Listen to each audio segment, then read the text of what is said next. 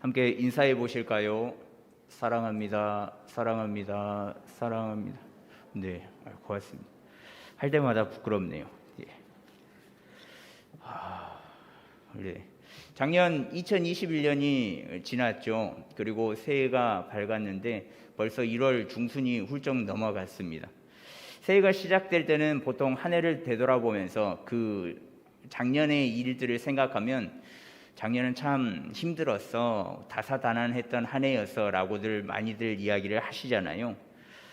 작년을 생각해 보면 이제 백신이 만들어져서 올해에는 코로나가 종결되어서 우리가 마스크를 벗고 생활할 수 있겠다라는 확신이 있었고 또 기쁨이 있었는데, 또 한 해가 훌쩍 지나갈 때까지 또 코로나가 기승하는 모습이 있어서 참으로 안타까운 한 해였습니다. 또 오미크론 변이가 생겨나서 더 어려운 한 해를 보냈었고요. 또 작년 6월 9일에 광주에서는 재개발을 위한 철거 중인 건물이 무너지는 사건이 있었습니다. 건물이 무너져서 정차에 있던 버스를 덮쳤고 사상자가 17명이나 나왔던 사건이 있었고요. 또 강력범죄가 유난히 많았던 해였고, 또 각종 스토킹 사건과 또 군부대 성 관련 사망 사건을 은폐하려는 시도가 있어 더 가슴 아픈 사건이었습니다. 그리고 아동학대 사건도 굉장히 많이 있었고요. 또 안전하지 못한 일터에서 집으로 돌아가지 못한 젊은 청년들과 또 노동자의 사건들도 굉장히 많았습니다. 올해 2022년도가 시작된 지도 이제 1개월이 채 지나지도 않았는데 또 여러 가지 사건 사고가 끊이지 않는데, 그럼에도 날마다 힘내어서 살아가는, 또 살아내는 우리가 되면 좋겠습니다. 이런 일들의 소식을 들으면 굉장히 가슴 아프죠. 감정이입이 돼서 함께 울고 또 남은 자들을 위해서 기도하는 모습을 보이기도 합니다. 그런데 시간이 지나면 이런 기억들은 사라지기 마련이거든요. 혹시 내 가족 일이 아니라서, 또 내 친구가 아니라서, 내 친척이 아니라서, 내 주변의 지인이 아니라서 와닿는 일이라고 아니라고 느낄 수도 있습니다. 나랑은 상관없는 일이다라고 생각할 수도 있습니다. 하지만 그렇지는 않죠. 분명 타인에게 일어난 일이지만 나에게, 또 우리에게 닥칠 일이 될 수도 있고 내 가족, 내 지인에게 일어날 수도 있는 일이 되기도 합니다. 그런데 이런 일들을 보아서 인간의 삶은 앞날을 전혀 못한다는 것을 다시 한번 깨닫습니다. 언제 어디서 생을 마감할지 도무지 알 수가 없는데요. 그래서 인생의 앞날은 그 누구가 장담하지 못하는 것 같습니다. 인생 100세 시대라고 불리는 시대를 살아가고 있는데 사실은 다수가 100세까지 살지 못하거든요. 누군가는 이른 나이에 세상을 떠나기도 하고 또 누군가는 장수하고 세상을 떠나기도 합니다. 이처럼 한 치 앞도 내다볼 수 없는 것이 우리의 인생, 인간의 인생인 것 같습니다. 그러니 지금 이곳에 있는 우리도 어떤 인생이 펼쳐질지는 전혀 알지 못하거든요. 한 치 앞도 알지 못하는 인생, 이런 인생을 어떻게 살아가야 하는가? 이러한 질문에 오늘 말씀을 통해서 그 해답을 찾으면 좋겠습니다. 오늘 함께 읽은 말씀에서는 인간의 허망한 생각에 대해서 경고를 나타내고 있는데요. 야고보 사도는 인간적인 생각의 허망함은 장사꾼들이 스스로 세운 계획의 허망함을 본보기로 들어서 이야기를 하고 있습니다. 즉 사람이 자기 자신의 사업에 몰두하여서 선행을, 즉 옳은 일을 소홀히 하는 곳에서 죄가 일어난다, 죄가 행해진다라는 건데요.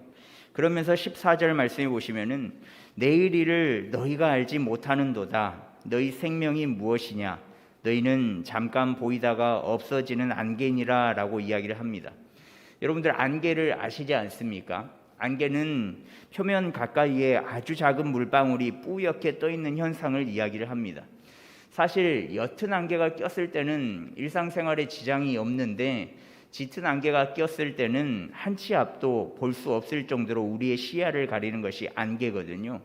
특히 운전을 하는 사람이라는 더욱더 곤욕입니다. 저도 19년째 운전을 하고 있고 또 수많은 안개를 경험을 했었는데, 특히 고속도로를 달리다가 짙은 안개를 만나면 굉장히 마음이 어렵습니다. 굉장히 서행하면서 천천히 가야 하고, 혹 순간 앞차가 갑자기 나타나지는 않을까, 그러한 마음에서 더욱더 아찔하더라고요. 그런데 이상한 것은 아무것도 보이지 않을 정도의 안개는 해가 뜨면 그 즉시 사라진다라는 겁니다. 언제 안개가, 짙은 안개가 끼었었냐라는 듯이 해가 뜨면 바로 사라지는 것이 안개거든요.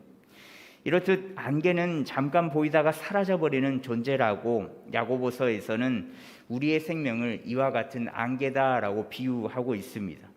잠깐 보이다가 없어지는 안개, 야고보 사도는 우리의 생명이 이와 같은 것이다 라고 이야기를 하고 있는데요. 그래서 하루를 살아도, 또 1년을 살아도, 10년을 살아도, 50년, 100년을 살아도 우리의 삶은 몇 년을 사는 것이 중요한 것은 아닙니다. 그냥 우리의 인생은, 우리의 생명은 잠깐 안개같이 끼었다가 사라지는 것과 같기 때문에 그렇습니다. 우리의 생명은 언제 사라질지 모르는 안개와 같기 때문에 그렇습니다. 오늘 설교의 제목이 살아라 마지막 날인 것처럼 이라는 제목인데, 아마 이 문구를 들어보셨을 겁니다. 이 문구는 원래 책의 제목인데요, 원래 책의 제목은 불행하다고 살아라 오늘이 마지막 날인 것처럼입니다. 이 책이 출간된 지 10년 뒤에 이렇게 붐이 일어나서 종합 베스트셀러에 올랐었는데, 프랑스의 정신과 의사 프랑스와 르로스가 소설 형식으로 쓴 일상의 행복론을 이야기하고 있는 책입니다. 2004년에 번역된 이 책은 10년이 지난 2013년에 베스트셀러에 등극하면서 그 빛을 발했는데, 이 책의 한 내용이 굉장히 가슴에 와 닿아서 잠깐 소개하겠습니다. 춤추라 아무도 바라보고 있지 않은 것처럼, 사랑하라 한 번도 사랑받지 않은 것처럼, 노래하라 아무도 듣고 있지 않은 것처럼, 살아라 오늘이 마지막 날인 것처럼 이라는 문구가 있는데, 이 내용은 오늘을 마지막 날인 것처럼 하루하루를 살아가는 데 있어서 최선을 다해 살아라 라는 내용이죠.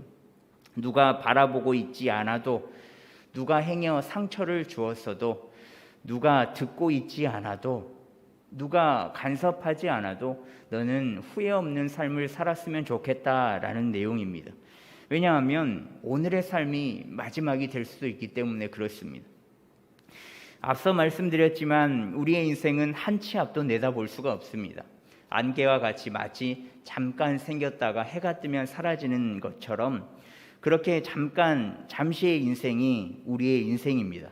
그러니 오늘이 마지막 날이다라는 생각으로 살아야만 하겠습니다. 그래서 최선을 다하는 하루하루의 삶을 살아야만 하겠습니다. 후회가 없는 하루를 살아야만 하겠습니다. 일상의 행복을 누리면서 말입니다. 그렇다면 이런 질문이 아마 생길 겁니다. 그렇다면 최선을 다하는 삶이 무엇일까? 여러분들이 생각하는 최선을 다하는 삶은 무엇이겠습니까?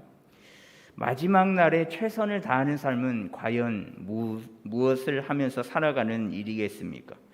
사과나무를 심으시겠습니까?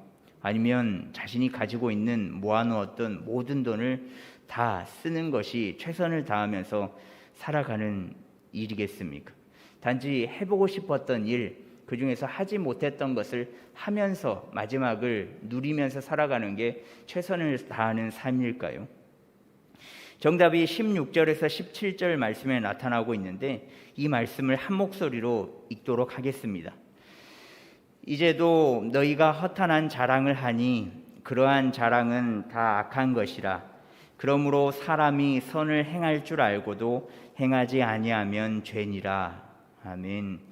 자신의 이익을 보려는 일에 치중하고 그 일을 자랑으로 여기면서 선을 행하지 않는 일에 몰두하지 않는 것이 최선을 다하는 삶이다라고 오늘 말씀에서 말씀하고 있거든요. 자신의 유익을 위해서, 또 자신의 자랑거리를 위하여서, 자신의 이익을 위하여서 살아가는 것이 악한 것이다라고 말씀하고 있습니다. 이 말인즉슨 즉 하루를 살아도 남을 위하여서 살고 또 다른 이들에게 옳은 일, 즉 선을 행하면서 살아야 한다라는 거죠. 선행을 소홀히 하는 곳에서 죄가 행해지는 것이니 선행을 행하면서 살아야만 한다라는 것을 강조함으로 나타내고 있습니다. 그렇다면 왜 우리는 선을 행하면서 옳은 일을 하면서 살아가야 하는가? 마지막 날까지도 왜 선한 일을 하면서 살아가야 할까? 그것은 우리 주님께서 공생애를 살아가면서 십자가에 죽으시기 전까지 하셨던 일이기 때문에 그렇습니다. 예수님께서는 공생애 사역을 하시면서 그 사역을 시작한 이후로부터 자신의 이익을 위한 일은 단 한 가지도 행하신 적이 없습니다. 가르치시고 전파하시고 고치신 이유는 자기 자신을 위한 일이 아니요 오직 소외되고 어려운 자들, 타인을 위한 모든 사역이었거든요. 그 사역들 이후에 예수님을 왕으로 세우려는 이들이 굉장히 많았습니다. 그 능력을 왕이 되어서 우리를 로마의 압제에서 구원해 주라고, 당신이라면 할 수 있겠다고, 그렇게 많은 능력을 사용하여 주시라고, 그렇게 예수님을 왕으로 세우려는 이들이 굉장히 많았습니다. 그들이 왕으로 초대하는 그 일에 대해서 예수님께서는 전혀 관심이 없었고 또 거절하는 그 모습을 이해하지 못하는 사람들이 많았습니다. 그러나 예수님에게는 당연한 모습이었거든요. 왜냐하면 대가를 위해서 일하신 것이 아니었기 때문에 그렇습니다. 선하신 예수님, 선하신 주님, 그 선 자체이신 분이시기 때문에 선행을 베푸는 것은 물론이고 또 자신이 나타내는 모든 일들을 통해서 많은 이들이 살기를 원하셨던 그 마음에서 선을 행하신 겁니다. 우리 주님의 삶이 선행을 보이는 삶이니 그 주님을 따라가는 제자로서의 우리의 삶도 동일하게 선행의 삶이 되어야만 한다라는 것이죠. 자신의 유익을 위한 삶보다는 남을 위한 선행의 삶을 살아가는 우리가 되면 좋겠습니다. 그것이야말로 마지막 날에도 최선을 다하는 삶이니 우리 주님께서 걸어가셨던 그 최선의 삶을 살아내는 우리가 되면 좋겠습니다.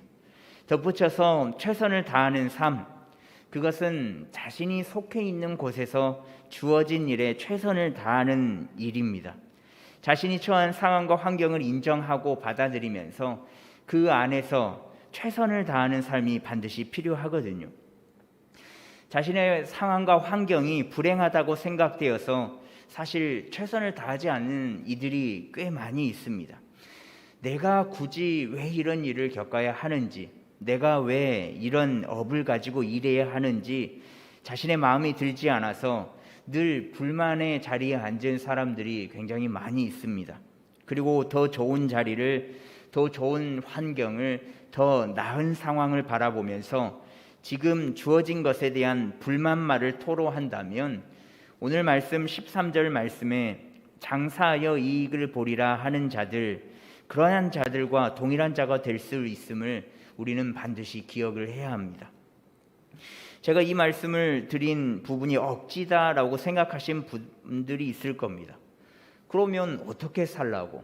내게 주어진 상황과 환경이 힘들고 어려운데 불만, 불평이 있지 어떻게 그것에 대해서 최선을 다하면서 살아가겠냐고 그렇게 생각하시는 분들도 있을 겁니다. 그런데요, 말씀을 깊이 들여다보면 동일한 식이 적용된다는 것을 알 수 있습니다. 지금 상황보다 좋은 상황, 지금 직장보다 더 좋은 직장, 지금보다 더 숨을 쉬기 편한 삶, 저도 여러분들의 삶이 그리고 저의 삶이 그렇게 되기를 바라고 또 이룩되면 좋겠습니다. 또 그런 기도의 제목을 말씀해 주시는 분이 있으면 내일처럼 생각하고 그렇게 되기를 간절한 마음으로 기도하고 있습니다. 그런데요, 그 일의 시작이 과연 어디에서 시작되었을까? 혹시 그 생각을 한 번이라도 해보셨을까요? 우리가 가지고 있는 간절히 기도하는 모든 기도의 제목이 어디에서 시작되었는지 생각을 해보셨을까요? 그저 우리가 생각하는 욕심, 나의 정욕에서 시작된 일이라면 그것을 이룩하기 위해 소모되는 모든 시간들은 허탄한 것임을 반드시 깨달아야만 합니다. 우리의 인생이 안개와 같은 인생이라는 것을 기억하면서 흘러가는 날들과 또 소모되는 모든 에너지들이 우리의 정욕을 채우기 위한 것이라면 오늘 말씀에서 말씀하는 것처럼 다 악한 것임을 기억하면 좋겠습니다. 그 모습은 자신의 정욕과 욕심을 채우기 위해 살아가는 것이지 최선을 다해 살아간다라고 말할 수 없는 거거든요. 그렇게 살아가는 것은 자신의 욕심을 채우기 위한 것이지 삶을 최선을 다해 살아가는 것이 아니라는 것을 반드시 기억하면 좋겠습니다. 그 일의 성공을 위해 집중할 때 늘 보았던 주위를 보지 못한다면, 그 일에 푹 빠져 있어서 그 일의 성공을 위하여서 나 외에 다른 이들을 돌아보지 못한다면, 그것은 오늘 말씀에 말씀하는 것처럼 죄임을 반드시 기억해야만 하겠습니다. 아까도 말씀드렸듯이 예수님께서 그렇게 하셨거든요. 모든 병든 자들의 병 고침, 또 귀신 자들의 축기 사역, 또 죽은 자를 살리고 바다 위를 걷고 또 많은 사람들 앞에서 주옥 같은 하나님의 말씀을 전해주신 것 등등에 보여주신 사역의 모든 부분들로 예수님께서는 원하셨으면 사람들이 원하고 바라는 모든 부분들을 채우고도 남길 수 있는 분이셨습니다. 하지만 그것을 이룩하는 것이 예수님에게는 최선의 삶이 아니었다라는 거죠. 예수님이 보여주신 최선의 삶은 그렇게 사람들의 입맛을 다 맞춰주면서 그들의 왕으로 등극하는 것이 아니라 하루를 살아도 본인의 사역에 최선을 다하는 것이었습니다.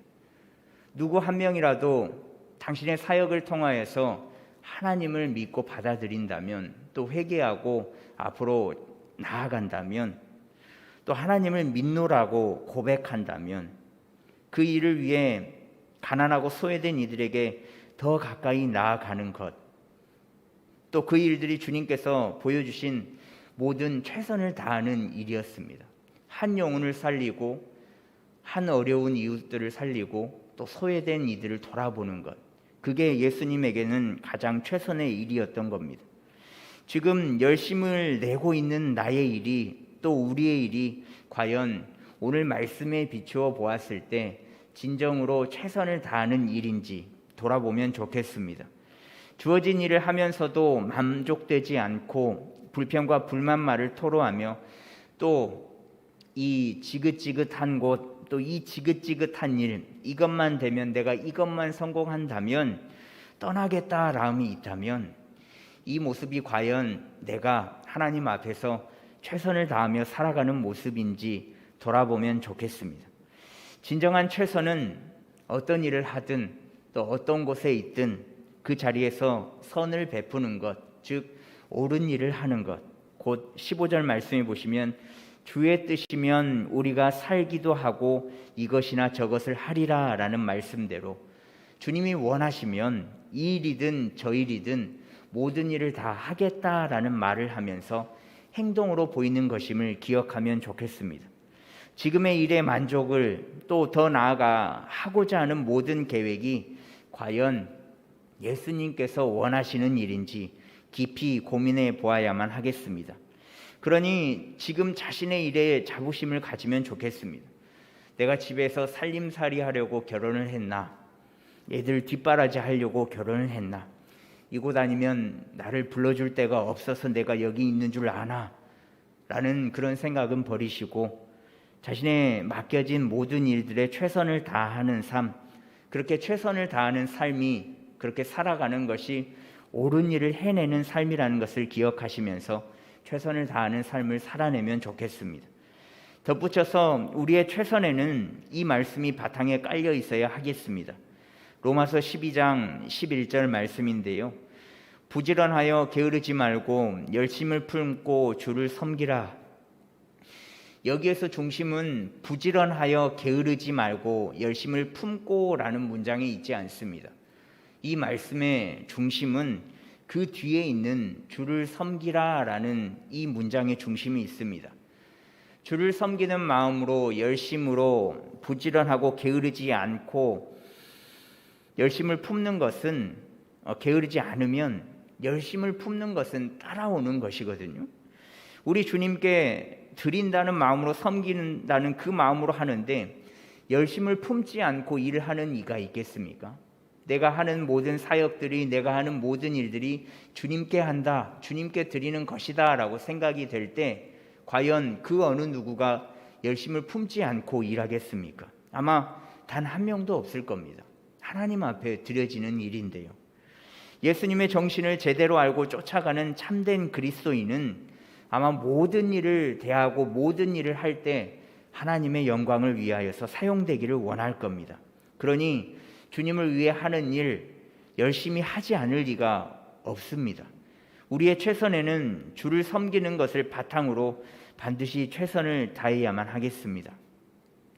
우리 일상생활의 모습 속에서 또 가정에서는 부모의 역할로, 또 직장에서는 상사 또는 후배의 역할로, 또 학교에서는 친구, 선배, 후배, 제자, 스승의 역할로 그 모든 일에 우리 주님의 모습을 드러내는 것이 최선의 일임을 기억하면 좋겠습니다.